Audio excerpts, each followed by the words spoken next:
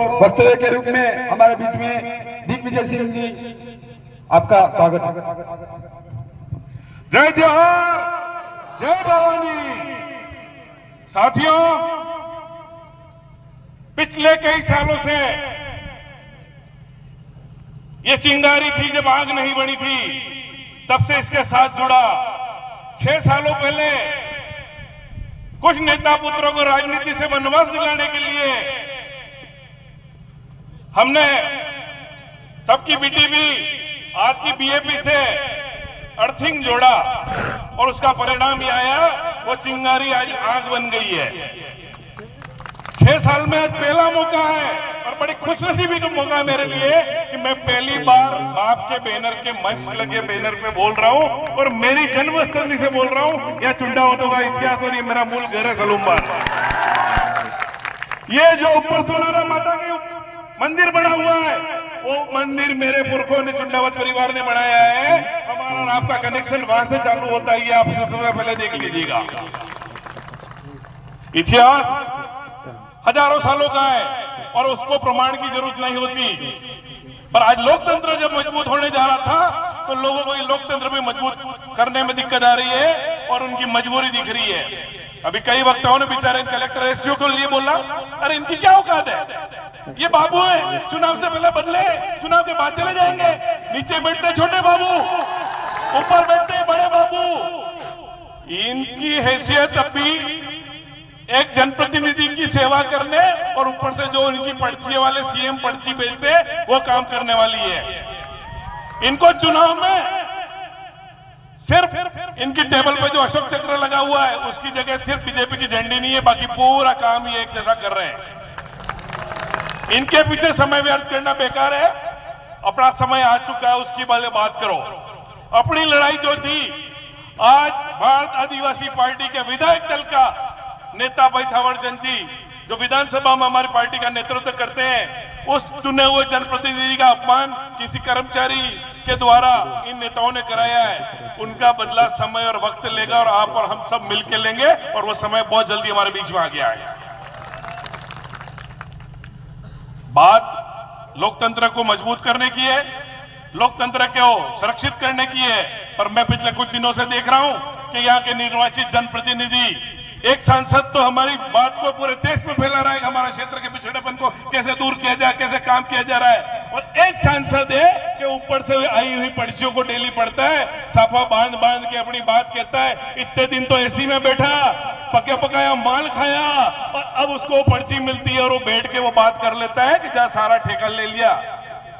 पहली बात सांसद जी आपको कह देता हूं कि आप जो ये गलतफहमी क्षेत्र में फैला रहे हो, वो गलतफहमी आप निकाल देना। ये शांतिप्रिय कौम है, उसको आप आपस में लड़का के भड़काने की कोशिश मत करो। साथियों, अपना काम करे जाओ। ये रगड़ा अपने आप निकलेगा, पंचायत राज में निकलेगा, उपचुनाव में निकलेगा। हमने तो लोकसभा चुनाव में राजकुमार जी के चुनाव में कह दिया उसी दिन कि अगली बार 13 से कम नहीं है, आज 3 है। और परिवर्तन आया है। आज इस सभा में मैं एक दिख रहूंगा, पर ऐसा मत मानना, आसपास ये वीडियो से जहां जा रहे हैं उनकी ताकत भी मुझे बेचती है। जनजाति वर्ग अकेला नहीं है, यहाँ का स्थानीय आदमी जो आपके साथ बरसों से कंधा से कंधा मिला के रहता था वो आपके साथ है। राजकुमार जी के चुनाव की पेटियां खुली, लोग मेरे को सरेआम व्हाट्सएप पे भेजते थे, आपके राजकुमार जी इतने से हारेंगे, आपका ये हो जाएगा, उनका हो जाएगा।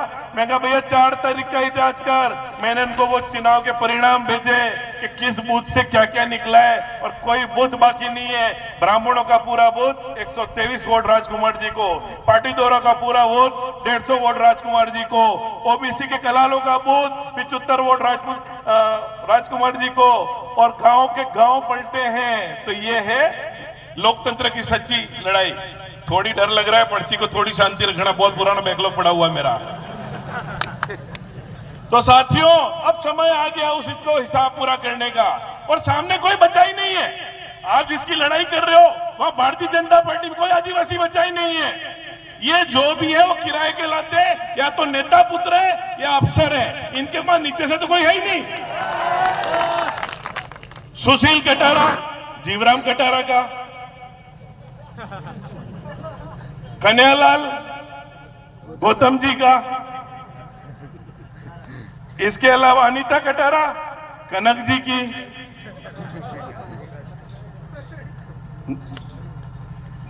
हेमंत मीणा नंदलाल जी का, और दूसरे अब गिनने चालू करते हैं।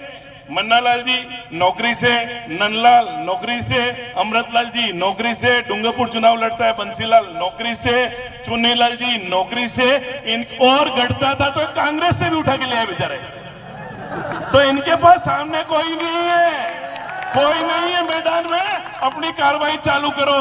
13,000 का हिसाब हम यहाँ 26,000 से देंगे सलूमबर का, और ये समय आ गया है। 84 की तो बात भूल जाओ, वहां तो ये लड़ना ही जीत जाते हैं। जिसको भी बीजेपी टिकट दे रही है ना, जिसको भी टिकट दे रही है ना, हम तो कह रहे हैं जो 3 बार लड़ा तू एक बार वापिस आ जाए 84 में, पता पड़ जाए। और सलूमबर का भी रगड़ा निकालना है। 13,000 को 26,000 से ऊपर ले जाना है। और ये जो बदला आज भाई थावरचंद जी के साथ जो हुआ है, उसका बदला हमको लोकतांत्रिक तरीके से लेना पड़ेगा। थावरचंद जी कहीं अपने आप को कमजोर मत समझो।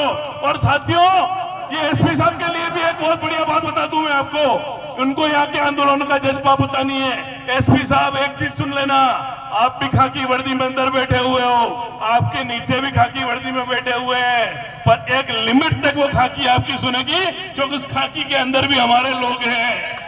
वो बहुत गलत में भी निकाल देना, वो खाकी सिर्फ आपकी नहीं है, उस खाकी को हमने यहाँ से नीचे से पैदा करके भेजा है। यहाँ का एसटी हो, यहाँ का राजपूत हो, यहाँ का पाटीदार हो, उसके नौकरी के लिए संघर्ष हमने किया जल्दी से ऊपर तक। इसलिए जो ऊपर से गलतफहमी फांद के आए हो, जयपुर वालों कान खोल के सुन लेना कि आप अपनी पार्टियों की गुलामी अपने तक सीमित रखो। हमारे लोकतांत्रिक अधिकारों को अगर मारने की कोशिश करो तो इसका जवाब बहुत अच्छी तरह से दिया जाएगा। अब अंतिम बात मैं कह दूं कि मेरे इस वीडियो के बाद आज बहुत सारे फपुंदर चलेंगे, कई व्हाट्सएप पे चलेंगे, आदिवासी बैनर पे ये क्या कर रहा है। तो मैं सामान्य वर्ग के लोगों से आज कहता हूं, सामान्य वर्ग का सबसे बड़ा संगठन दिग्विजय सिंह ने बढ़ाया, सबके लिए लड़ाई उनकी लड़ी, पर मैं इनके साथ हूं। क्यों साथ हूं? कि जिन पार्टियों की गुलामी सामान्य वर्ग कर रहा था, उन्होंने उनको सिर्फ बेवकूफ बनाया है। एक भी बीजेपी का नुमाइंदा कह दे कि आगे सामान्य ओबीसी वर्ग के लिए इन्होंने कुछ किया है, तो मैं उसी समय अपनी सारी राजनीतिक विरासतें छोड़ के और मैदान में बाबा बन जाऊंगा।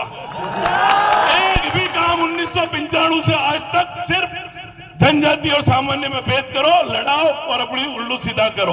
आज सामान्य वर्ग जो इनकी गुलामी कर रहा है, कोई ठेकेदार लगे हुए हैं, किसी को दारू बेचना है, किसी को बजरी निकालनी है, तो भाई उनको क्यों डरते हो? ये तो हमारे साथ रहकर भी तुम आराम से कर पाओगे, तुम्हारी गुलामी करने की जरूरत नहीं है। दूसरी चीज, दिया क्या है? लोकतांत्रिक अधिकारों का हनन। मेरे को किसी ने कहा बाप से क्यों जुड़े, मैं कहा बाप से इसलिए जुड़े कि बाप ने कहा था जनसंख्या के अनुपात में तुमने तो हमारा 100% ले लिया था। आप लोकतांत्रिक है, उन्होंने अपनी मांग करी जनसंख्या अनुपात में हमको नौकरियां दी जाए, उसमें कोई बुरी बात नहीं थी। समानता मंच लड़ा था तो हमारा यही नारा था, जो 30% की बात करेगा वही वागड़ पे, तो हम भी जनसंख्या मांग रहे थे, ये भी जनसंख्या का आधार करे। हमारा एक एजेंडा था, यहाँ के लोग आपस में रहकर अपने काम करें। हमारे साथ जो कुटाराघात किए भारतीय जनता पार्टी ने किए हैं। अभी वोट तो इनको पूरे बीजेपी वालों को चाहिए भाई। कहीं से हेलीकॉप्टर से ही मन्नालाल जी को उठवा के ले आए रातों रात, भाई तो इस्तीफा एसी से निकाल के 6 महीना किसी कार्यालय में गए, 2-4 अटैचियां दी। तो सांसद महोदय, आपका समय 1 साल होने आ गया और आप धरती पे जुड़े हुए, पर आपकी जड़ें कट चुकी हैं। अब आप गलतफहमी में मत रहो। अब आपने जो तरीका अपनाया है आपस में लड़ाने का, आदिवासियों को बीच में जो नफरत पैदा करने के जो तरीके आपके ऑडियो वायरल हो रहे हैं, यहाँ के नेताओं के, यहाँ के जो सोशल मीडिया पे स्टेटस आ रहे हैं, कहीं ना कहीं इस चीज को ये समाज भूलेगा नहीं। यहाँ का जनप्रतिनिधि इस तरह से नीचे शब्दों में नहीं होना चाहिए। इसलिए साथियों, मैं आपसे कहता हूँ कि अब ये थावरचंद जी की लड़ाई यहाँ से शुरुआत हुई, इसकी समाप्ति अभी उपचुनाव के अंदर हमको पूरा राजस्थान वापस दिलाना है, और 2 एमएलए और बढ़ा के भेजने, और विधायक दल का नेता भाई थावरचंद जी है, उनके नेतृत्व में 2 और भेज दो तो उस पता पड़ेगा उनको। ये तो 3 थे, इनसे गड़बड़ करी थी, 5 होके आ गए, तो इसका हिसाब होगा। अभी सभी साथियों को अपना जोश ऐसे ही बना रखा है। पर एक बहुत अच्छी बात है, हमें मर्यादा में आज तक चल रहे हैं। भारतीय आदिवासी पार्टी की एक बात मैं बड़े दिल से कहता हूं कि इनकी शालीनता और इनके कंट्रोल ऑफ कार्यकर्ताओं का जो है वो हमारा बना रहना चाहिए, और ये शालीनता ही हमारी पहचान है। आगे हमको सबको साथ मिलकर बहुत आगे लंबी लड़ाई है। अभी तो ये शुरुआत हुई है, हम कोई 2, 4, 5 साल के लिए नहीं आए हैं, हम बहुत बड़ी लड़ाई के लिए आए हैं। और ये युद्ध है, युद्ध में किसी को न्योते नहीं दी जाते।